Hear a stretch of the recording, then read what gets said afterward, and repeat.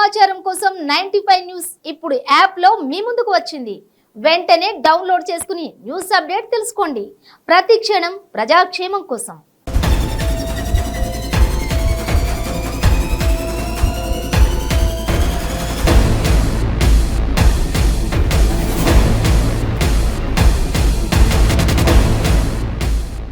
హాయోర్స్, మీ చుట్టూ జరుగుతున్న పరిస్థితులు గమనిస్తున్నారా? అంతా బాగుందా? అలా అని అప్రమత్తంగా లేకుంటే అంతే సంగతులు. గుడిలో లింగాన్ని మింగే మోసగాళ్ళు మీ చుట్టూ తిరుగుతున్నారు. ఆదమరిస్తే ఆవులించుకుండానే పేగుల్ని కత్తిరించుకునే కంత్రిగాళ్ళు ఉన్న సమాజం ఇది. అందుకే మోసగాళ్ళ నుంచి, నేరస్తుల నుంచి మిమ్మల్ని జాగ్రత్త పరిచే మా ప్రోగ్రాం క్రైమ్ అలర్ట్.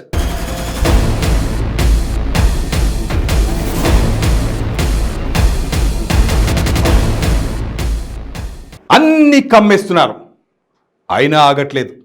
ఎన్ని చెక్ పోస్టులు పెట్టినా దాటుకొని దొంగదారిలో దందా చేస్తున్నారు. యువత జీవితాలను, భవిష్యత్తును సర్వనాశనం చేస్తున్నారు. విచ్చలవిడిగా అమ్మేస్తున్నారు. కళ్ళు కప్పి తీసుకొచ్చిన కాకిల నుండి తప్పించుకోలేకపోయారు. పక్కా స్కెచ్తో పట్టుకున్న భద్రాచలం పోలీసులు వాళ్ళని శ్రీకృష్ణ జన్మస్థానానికి తరలించారు. ఆంధ్రప్రదేశ్ లోని అరకు నుంచి తెలంగాణలోని భద్రాచలం మీదుగా మహారాష్ట్రకు తరలిస్తున్న గాంజాయిని బూర్గంపాడు మండలం సారపాకలో పోలీసులు పట్టుకున్నారు.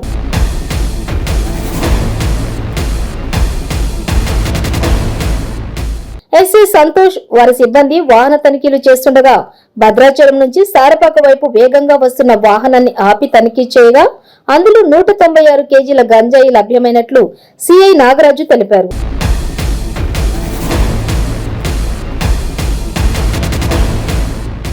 మహారాష్ట్రకు చెందిన 2 వ్యక్తులు మినీ లారీలో తరలిస్తుండగా పట్టుకున్నట్లు తెలిపారు. 2 వ్యక్తులను అరెస్ట్ చేసి మినీ లారీని సీజ్ చేసి 196 కేజీల గంజాయిని స్వాధీనం చేసుకున్నట్లు తెలిపారు.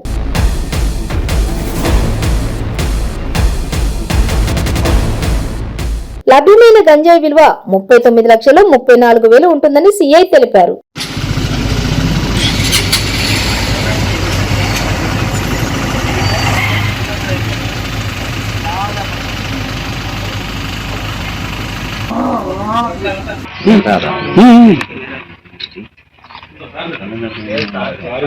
సుమారు 8 గంటల సమయంలో బూర్గంపాడు ఎస్ఐ సంతోష్ తన సిబ్బందితో కలిసి సారపాక బీపీఎల్ స్కూల్ దగ్గర వాహనాలు తనిఖీ చేయించుండగా భద్రాచలం వైపు నుంచి వస్తున్న ఐచర్ వెహికల్ అతివేగంగా రావడంతో అనుమానంతో అటు వెహికల్ ఆపి తనిఖీ చేయగా దాంట్లో 196 కిలోల గాంజాను పట్టుకోవడం జరిగింది. అటు వెహికల్లో ఉన్న మహారాష్ట్రకు చెందిన 2 వ్యక్తులు షేక్ అల్తాఫ్ మరియు షేక్ ఖలీల్ను అదుపులోకి తీసుకొని విచారించగా వారు ఆంధ్రప్రదేశ్ అరకు అటవీ ప్రాంతం నుంచి గాంజాను మహారాష్ట్ర ప్రాంతానికి చెందిన నాందేడ్ తరలిస్తున్నారని చెప్పేసి ఒప్పుకోవడం జరిగింది. దీనికి సహకరించిన అరకు చెందిన గురు మరియు ఈ గాంజాను తీసుకురావడానికి వీళ్ళకు పంపించిన షేక్ ఆజాద్ మరియు ఈ వెహికల్ ఓనర్ ఎవరైతే ఉన్నారో షేక్ సయ్యద్ ఖాదర్ అలీని కూడా ఈ కేసులో నిందితులుగా చేర్చడం జరిగింది. వీరి వద్ద నుండి 196 కిలోల గాంజా మరియు ఐచర్ వెహికల్ 2 సెల్ ఫోన్స్ ను స్వాధీనం చేసుకోవడం జరిగింది. అబ్స్కాండింగ్ ఉన్న 3 వ్యక్తులను కూడా త్వరలోనే పట్టుకుని కేసును విచారించడం జరుగుతుంది.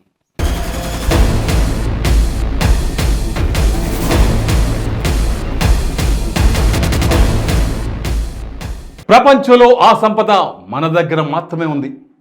అది ప్రకృతి మనకు అందించిన వరం. అక్రమంగా రవాణా చేసి కోట్ల రూపాయలు సంపాదిస్తున్నారు. ఎవరైనా అడ్డొస్తే ఫినిష్ చేస్తారు. అంత సినిమా స్టైల్ ఎక్కడా దొరకరు. దాని పేరే ఎర్ర చందనం. ఒక్క దొంగ దొరికితే చాలు, లక్షాధికారి. రిస్క్తో కూడిన బిజినెస్. పోలీసులు చిక్కితే ఒళ్ళు హోనం కావాల్సిందే. 4 స్మగ్లర్లను తిరుపతి జిల్లా పోలీసులు అరెస్ట్ చేశారు. వారి వద్ద నుండి 1 కాదు 2 కాదు 16 ఎర్రచందనం దొంగలు స్వాధీనం చేసుకున్నారు. తిరుపతి జిల్లా తలకోన అటవీ ప్రాంతంలో పాపనాశనం ఫారెస్ట్ బీట్ పరిధిలో 10 ఎర్రచందనం దొంగలు స్వాధీనం చేసుకున్నారు పోలీసులు.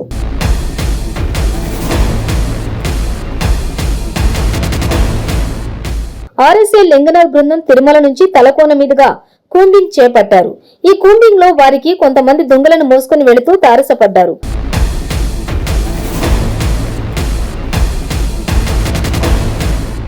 వారిని వెంబడించగా తిరువణామలై జిల్లా జనమత్తూరు ప్రాంతానికి చెందిన సురేష్ గా గుర్తించారు.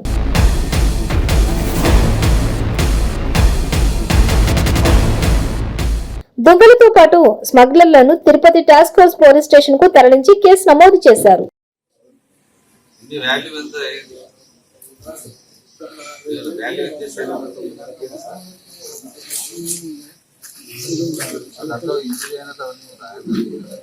ఈరోజు అర్లీ అవర్స్ లో Tirupati task force Suresh RI ఆధ్వర్యంలో లింగాధర్ ఆర్ఎస్ఐ గారు కూమింగ్ చేస్తూ ఉన్నారు.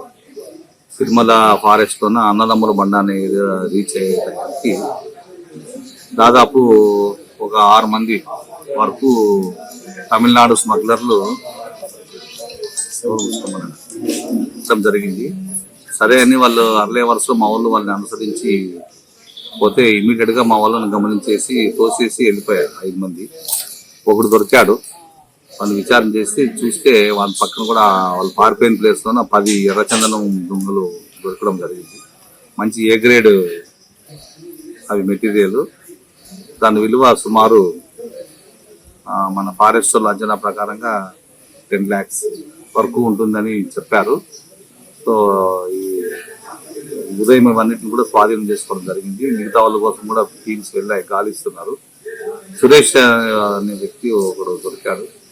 తమిళనాడు చెందిన జమునామత్తూరు. అతను ఇంకా త్వరగా ఇంట్రాగేషన్ చేస్తున్నాము. లోకల్ సిఐ వాళ్ళు ఇంట్రాగేషన్ చేసి దానికి ఫర్దర్ గా ఫార్వర్డ్ లింక్స్ ఏమన్నా ఉంటే కూడా తీసి ఫర్దర్ గా మిగతా వాళ్ళని కూడా అరెస్ట్ చేస్తాం.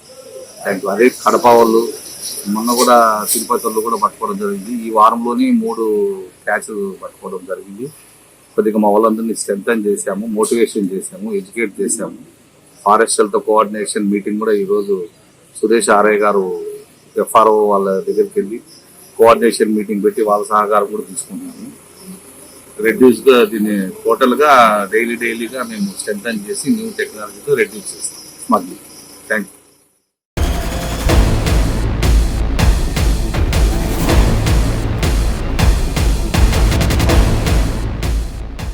పవిత్ర బంధం అదే భార్యాభర్తల సంబంధం. భర్తలో సగభాగం భార్య.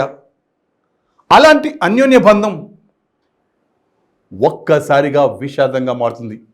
ఎలాగో బ్రేక్ తర్వాత చూద్దాం. క్యాన్సర్ క్యాన్సర్ క్యాన్సర్ క్యాన్సర్ కి మందు దొరికింది. రోహిణి రసాయన లేహ్యం. ఖరీదైన ట్రీట్మెంట్లకి డబ్బు టైం వేస్ట్ చేయాల్సిన అవసరం లేదు. 24 రకాల క్యాన్సర్లలో మీది ఏ రకమైన 1, 2, 3, 4 స్టేజ్లలో ఏ స్టేజ్ లో ఉన్నా వాడండి రోహిణి రసాయన లేహ్యం. 9 రోజుల్లో ఫలితాలు ప్రారంభం. 30 రోజుల్లో క్యాన్సర్ దూరం చేసేందుకు తోడ్పడుతుంది. రోహిణి రసాయన లేహ్యం ప్రభుత్వ ఆయుష్ సంస్థచే ఆమోదింపబడిన 100% మూలికా లేహ్యం రోహిణి రసాయన లేహ్యం. ఇప్పుడే ఆర్డర్ చేయండి. క్యాన్సర్ నుండి సంపూర్ణ ఆరోగ్యవంతులుగా జీవించండి. రోహిణి రసాయన్ 100% ఆయుర్వేదం, GMP సర్టిఫైడ్. మన జీవితంలో తెలుసో తెలియక చాలా తప్పులు చేస్తూ ఉంటాము. ఎంతో మంది తెలిసి కూడా మద్యానికి బానిసై ఉంటారు. వాళ్ళ సంసార బాంధవ్యాలతో పాటు సమాజంలో కూడా పేరు పోగొట్టుకుంటారు. అలాగే ఆరోగ్యం కూడా క్షీణిస్తుంది. అంతేకాకుండా ఈ సమాజ వ్యవస్థలో కొన్ని బంధాలు కోల్పోతూ ఉంటారు. మత్తు పదార్థాలకి బానిసవడం వల్ల బాధపడేది అతను ఒక్కడే కాదు, అటు కుటుంబంతో పాటు చుట్టుపక్కల ఉన్న వ్యవస్థ కూడా. మిస్టర్ ఆల్కో ఫ్రీ చేదు వ్యసనాల నుంచి మిమ్మల్ని ఈ సమాజంలో మిస్టర్ పర్ఫెక్ట్ హ్యూమన్ గా గౌరవం అందిస్తుంది మరియు మీ ఆరోగ్యానికి రక్షణ ఉంటుంది. అలాగే మీ ఆరోగ్యాన్ని తిరిగి పెంపొందిస్తూ అలానే మిమ్మల్ని ముందుకు నడిపిస్తుంది మిస్టర్ ఆల్కో ఫ్రీ. అందరికీ నమస్కారం. ఇదివరకు నేను మద్యం తాగకపోతే చనిపోతానేమో అంత దారుణంగా పిచ్చిగా ఉండేవాడిని. నిజం చెప్పాలంటే ఈ మద్యానికి మత్తు పదార్థాలకు బానిసైన తర్వాత దానివల్ల మా భార్య బిడ్డలు చాలా అవమానాలు అనుభవించారు. అంతేకాదు నా భర్త తాగుడు వల్ల నా కూతురి పెళ్లి కూడా అయిపోయింది. ఆ దిక్కుమాలిన మత్తు పదార్థానికి బానిసాయి మైకాంలో పెళ్లి కోసం దాచిన డబ్బులను దొంగతనం చేశారు. అడ్డుపడిన నన్ను కొట్టారు. అలా నా చేయి దాటి రోజు రోజుకి ఆ మత్తు పదార్థాల వల్ల దిగజారుతున్నాను. అప్పుడు మా ఫ్రెండ్ చెప్పడం వల్ల మిస్టర్ ఆల్కఫ్రీ యాడ్ చూసి ఆశ్చర్యపడి మా అమ్మకి చెప్పి మిస్టర్ ఆల్కఫ్రీ తెప్పించి నాన్న తాగే వాటర్లో కలిపి తాగించాము. నిజం చెప్పాలంటే మిస్టర్ ఆల్కఫ్రీ నిజంగా అద్భుతం. దాని వల్ల నెల వ్యవధిలోనే నాకు మధ్య మీద ఆ స్ఫూర్తిగా వదిలిపోయింది. ప్లస్ మా కుటుంబం ఇంత సంతోషంగా ఉందంటే దానికి కారణం mister Alcofree. Thank you so much mister Alcofree. Thank you mister Alcofree. ఇలా ఎన్నో కుటుంబాలలో ఆనందం నింపింది మా ఆల్కోఫ్రీ, మీ ఆల్కోఫ్రీ. ఈ ఆల్కోఫ్రీ చేదు వ్యసనాలకు బానిసైన వాళ్ళకి తినే అన్నంలో కానీ తాగే నీళ్ళల్లో కానీ ఒక స్పూన్ కలిపి ఇలా 2 months కోర్స్ తీసుకోవడం వల్ల ఎటువంటి మత్తు పదార్థాలకి బానిసైన వాళ్ళైనా వాళ్ళ సంఖ్యలను ఇలా తెంచేస్తుంది. మీ ఆల్కోఫ్రీ వాళ్ళని మామూలు మనుషులుగా తీర్చిదిద్దుతుంది. మీ కుటుంబ సంతోషాలలో కాంతులు వెదజల్లుతుంది. మన ఆల్కోఫ్రీ మిస్టర్ ఆల్కోఫ్రీ 1 month ఆర్డర్ ఇస్తే ఇలా మరో 1 month మీ శ్రేయస్సు కొరకు సమస్త ఫ్రీగా ఇస్తుంది. మిస్టర్ ఆల్కోఫ్రీ, ఆల్కోఫ్రీ, ఆల్కోఫ్రీ. భార్యాభర్తలు ఏదో విషయంలో గొడవ పడుతూనే ఉంటారు. కొంతమంది అన్యోన్య దంపతులుగా బ్రతుకుతారు. భార్య లేకుండా భర్త ఉండలేడు, భర్త లేనిదే భార్య ఉండదు. ఇలాంటి దంపతులు ఈ కాలంలో చాలా చాలా అరుదు. ఓ మహిళ భర్త నెల క్రితం చనిపోయాడు. అప్పటి నుండి ఆ మహిళ ఒంటరిగా కూర్చొని ఏడుస్తూ బాధపడుతూ ఉండేది. బంధువులు స్నేహితులు ఎంతో నచ్చ చెప్పారు. ఆయన ఆమెలో ఏ మార్పు లేదు. చివరికి భర్త లేకుండా తాను బ్రతకలేనని ఓ నిర్ణయం తీసుకుంది. బిల్డింగ్ మీద నుండి చిన్న కూతుతో పాటు దడేళ్ళు దూకేసింది. తీవ్ర రక్తస్రావం కావడంతో ఆమె అక్కడికక్కడే ఊపిరి వదిలేసింది. పాప పరిస్థితి సీరియస్గా ఉండడంతో ఆసుపత్రికి తరలించారు. ఇలాంటి దంపతులు ఇంకా ఈ కాలంలో ఉన్నారా అని ఆశ్చర్యం వేస్తుంది. నిజామాబాద్ జిల్లా కేంద్రంలో దారుణ ఘటన చోటు చేసుకుంది. భర్త మరణించడంతో ఓ మహిళ తన 7 ఏళ్ల కూతురుతో కలిసి అపార్ట్మెంట్ పైనుంచి దూకి బలవన్మరణానికి పాల్పడింది.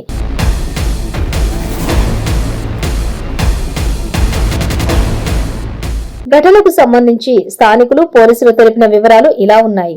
కరీంనగర్ జిల్లా ముస్తాబాద్ కు చెందిన జటాల అనూష తన 7 ఏళ్ల కూతురు శ్రీకృతి మరో 3 ఏళ్ల కూతురుతో కలిసి ఆమె పెదనాన్న పెద్దమ్మలను కలిసేందుకు నెల క్రితం నగరానికి వచ్చింది.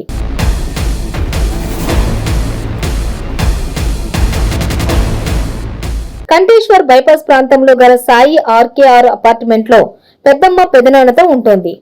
సదరు మహిళ భర్త శ్రీనివాస్ ఇటీవల మృతి చెందాడు. భర్త మృతితో అనూష తీవ్ర మనస్తాపానికి గురైంది.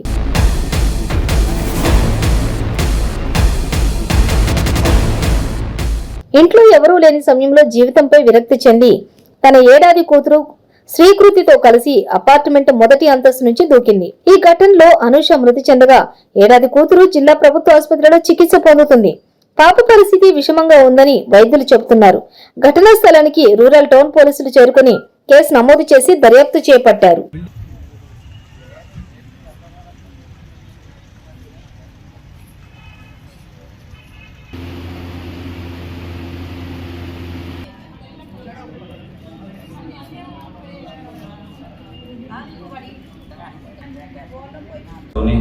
ఆర్కేఆర్ అపార్ట్మెంట్ వద్ద రాజన్న సిరిసిల్ల జిల్లాకు చెందిన ముస్తాబాద్ గ్రామానికి చెందిన జటాల అనూష అనే లేడీ, వాళ్ళు ప్రస్తుతం కరీంనగర్లో నివాసం ఉంటారు. అయితే ఆమె 2019లో పెళ్ళైంది. వాళ్ళ భర్త మొన్న 2 months బ్యాక్ అంటే December 23 రోజున హార్ట్ అటాక్తో భర్త చనిపోయిండు. ఆమెకి 2 పిల్లలు, ఒక పాపకు 1.5 years, ఒక పాపకు 3 years. పెద్ద పాప వాళ్ళ అత్తమ్మ వాళ్ళ ఇంట్లో కరీంనగర్లో ఉంది. ఈమె ఆ చిన్న పాపను వాళ్ళ బ్రదర్తో కలిసి నిజామాబాద్ వాళ్ళ పెద్దమ్మ పెద్దనాన్న వాళ్ళ ఇంటికి వచ్చింది. ఈరోజు వాళ్ళ పెద్దమ్మ పెద్దనాన్న ఇద్దరు వెజిటేబుల్స్ వేయడానికి ఇంట్లో నుంచి మార్కెట్కి వెళ్ళారు. వాళ్ళ అన్నయ్య పెద్ద పాపను తీసుకురావడానికి కరీంనగర్ వెళ్ళింది. వాళ్ళు వచ్చేసరికి ఈమె ఆ చిన్న పాపతో పాటు అపార్ట్మెంట్ పై నుంచి దూకి పడి ఆమెకు గాయాలై చనిపోయింది. ఆ చిన్న పాప కూడా ఇప్పుడు నిజామాబాద్ ఆసుపత్రిలో చికిత్స పొందుతుంది.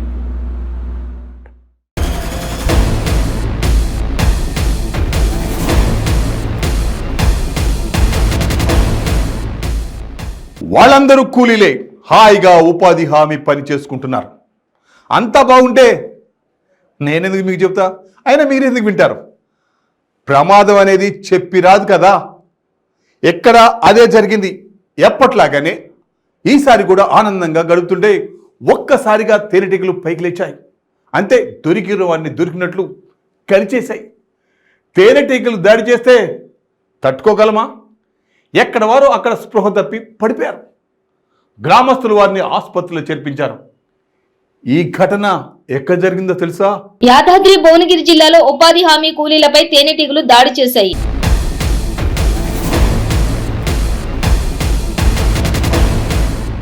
భూదాన్ పోచంపల్లి మండలం ఇంద్రియాల గ్రామంలో ఘటన జరిగింది. ఉపాధి హామీ కార్మికులు పనిచేస్తుండగా తేనెటీగలు ఒక్కసారిగా వారిపై విరుచుకుపడ్డాయి.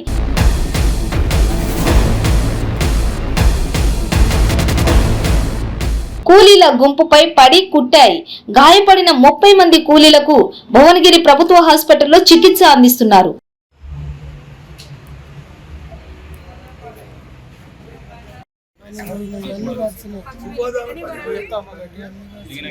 రోజుల పని పోయి వాళ్ళు పని చేస్తుండగా ఆ తుంగలో నుంచి తేనెటీగలు వచ్చి వాళ్ళని కలిసి ఇక్కడికి ఒక 8 మంది వచ్చారు. వేరే ఇంకా 4 భూదాన్ పోచంపల్లి మండలంలోకి తీసుకుపోయారు. వీళ్ళకు చాలా తలకాయకి ముళ్ళు మొత్తం ఇది మన తేనెటీగల ముళ్ళు మొత్తం నెత్తిలో కూర్చి ఇతను నడవసలేదు. వాళ్ళ ఎవరు నడవసలు దేవతలై పడిపోయారు. ఒక 4 మొత్తం 100 మంది అక్కడ అంటే ఇది ఒక 15 మంది తేనెటీగలు కలిసి 15 మందికి.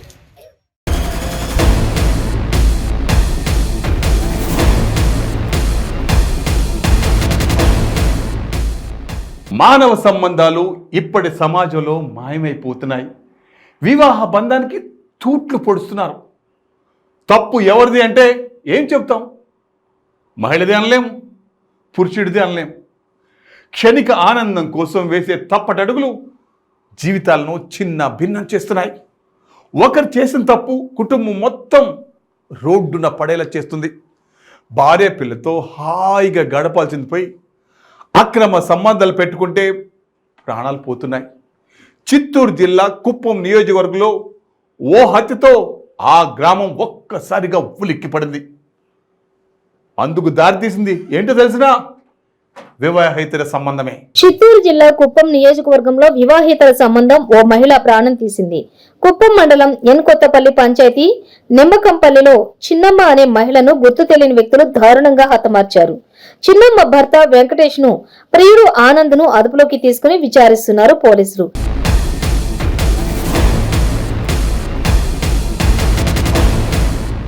చిన్నమ్మ ఆనంద్ అనే వ్యక్తితో వివాహేతర సంబంధం పెట్టుకున్న నేపథ్యంలో పలుమార్లు భార్యాభర్తలు గొడవ పడ్డారు. ఈ నేపథ్యంలో గ్రామ పెద్దల సమక్షంలో పంచాయతీ నిర్వహించి చిన్నమ్మతో పాటు ఆనంద్ను పెద్ద మనుషులు మందలించారని తెలిసింది. ఈ నేపథ్యంలో భార్యాభర్తలు మళ్లీ గొడవ పడడంతో చిన్నమ్మను వెంకటేష్ చితకబాదాడు.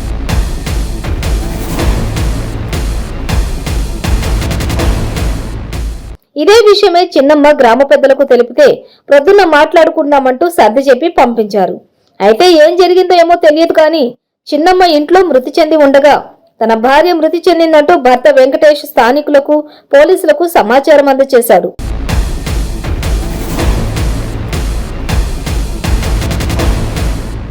ఘటనా స్థలానికి చేరుకున్న పోలీసులు మృతదేహాన్ని పోస్టుమార్టం నిమిత్తం కుప్పం ఏరియా ఆసుపత్రికి తరలించి చిన్నమ్మ భర్త వెంకటేష్ ప్రియుడు ఆనంద్తో పాటు మరో వ్యక్తిని అదుపులోకి తీసుకుని విచారిస్తున్నారు.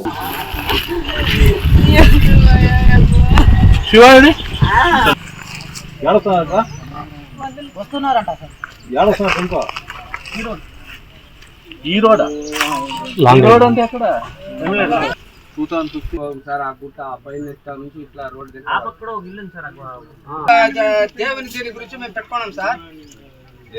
3 ఊర్లు కొత్త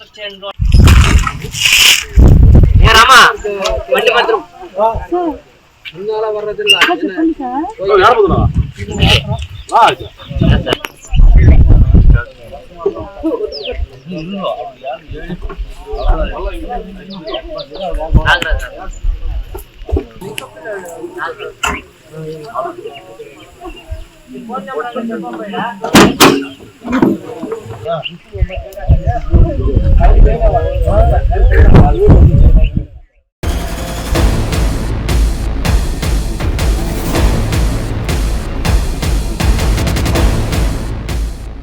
ఆడపిల్ల పుట్టినప్పటి నుండే ఎప్పుడు పెళ్లి చేద్దామా అని చూస్తూ ఉంటారు. ఆమెను బాగా చదివించి ప్రయోజకురాలుగా చేసి అప్పుడు పెళ్లి చేస్తే ఆమె జీవితం చాలా హాయిగా ఉంటుంది. అలా కాకుండా చిన్న వయసులోనే పెళ్లి చేసి బాధ్యత లేకుండా ప్రవర్తిస్తుంటారు. వాళ్ళ జీవితాలను అగాధంలోకి నెట్టేస్తున్నారు. బాలికలను ఎందుకో ఈ సమాజంలో బరువుగా భావిస్తారు. ఒక విషయం చెప్తున్నాను వినండి, ఆడపిల్ల బరువు కాదు, మన పాలిట లక్ష్మీ తల్లి, లక్ష్మీదేవి. ఆమె జీవితాన్ని ఆమెనే తీర్చిదిద్దుకునే అవకాశం ఇవ్వండి, ఇవ్వాలే. అద్భుతంగా తయారు చేసుకుంటుంది.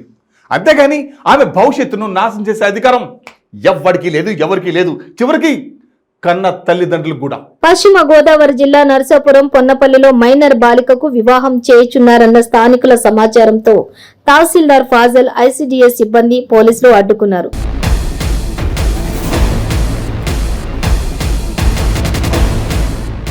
మైనర్ బాలిక పెండ్లి కొడుకు తల్లిదండ్రులకు కౌన్సిలింగ్ ఇచ్చారు. మైనర్ బాలికకు వివాహం చేస్తే తల్లిదండ్రులపై కేసు నమోదు చేయడంతో పాటు పెండ్లి కొడుకుపై ఫోక్సో కేసు నమోదు చేస్తామని తెలపడంతో మైనర్ బాలిక, పెండ్లి కొడుకు తల్లిదండ్రులు వివాహాన్ని వాయిదా వేసుకున్నారని నరసాపురం తహసీల్దార్ ఫాజల్ తెలిపారు.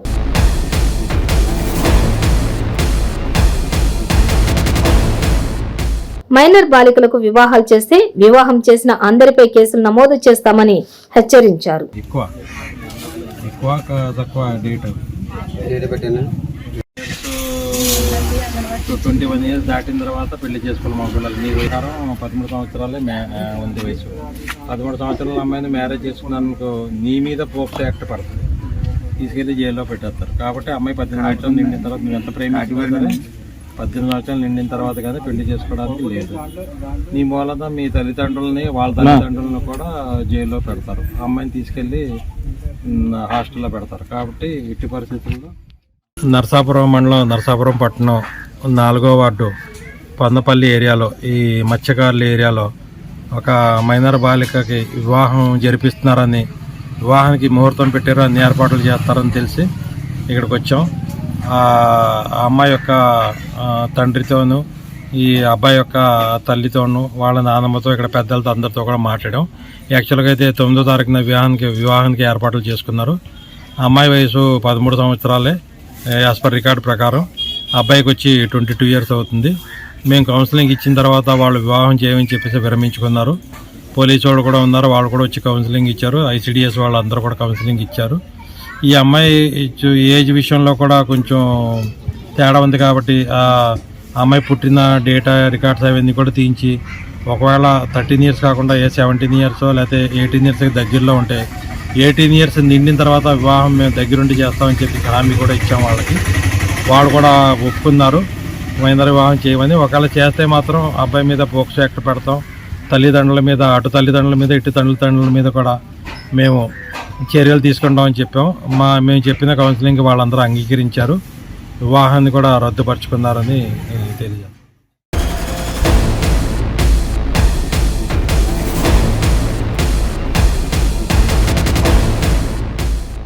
సో వ్యూవర్స్, ఇది ఇవాల్టి క్రైమ్ అలర్ట్. మరిన్ని క్రైమ్ న్యూస్తో మళ్ళీ రేపు ఇదే సమయానికి మీ ముందుకు వస్తుంది క్రైమ్ అలర్ట్. చూస్తూనే ఉండవి 95 న్యూస్, ప్రతి క్షణం ప్రజాక్షేమం కోసం.